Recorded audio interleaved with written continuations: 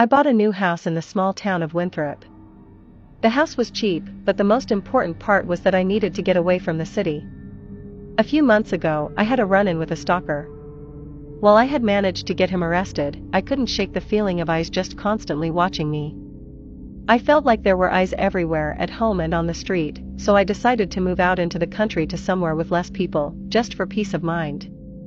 The house itself was big and somewhat old, but otherwise very welcoming.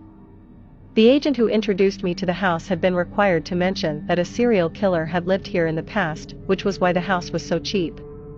However, he and later, my next-door neighbor Sarah, both told me to pay the thought no mind. For other owners had lived in the house since then, and all of them were very happy with it.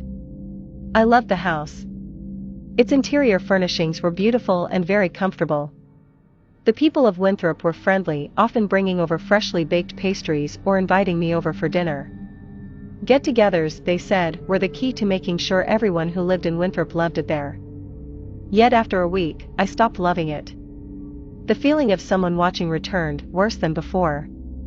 I tried to ignore it, but soon I started losing sleep.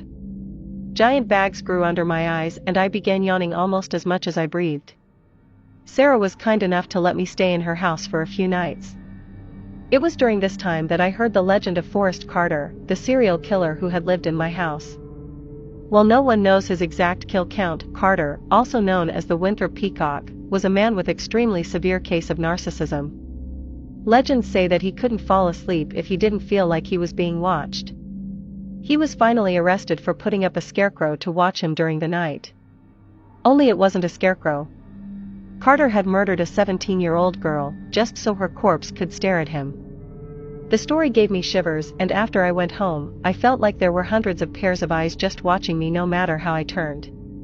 Today, however, was the first day that I acted out. I was cooking breakfast when I felt the eyes. Instinctively, out of fear, I threw my kitchen knife, which lodged itself into the wall. As I pulled it out, I found myself staring at a pair of eyes, pickling in formaldehyde. I've been watching the police peel away the drywall of my house for hours now. So far, they've found 142 pairs of eyes in little glass jars. The scariest thing is, each and every one was staring at me.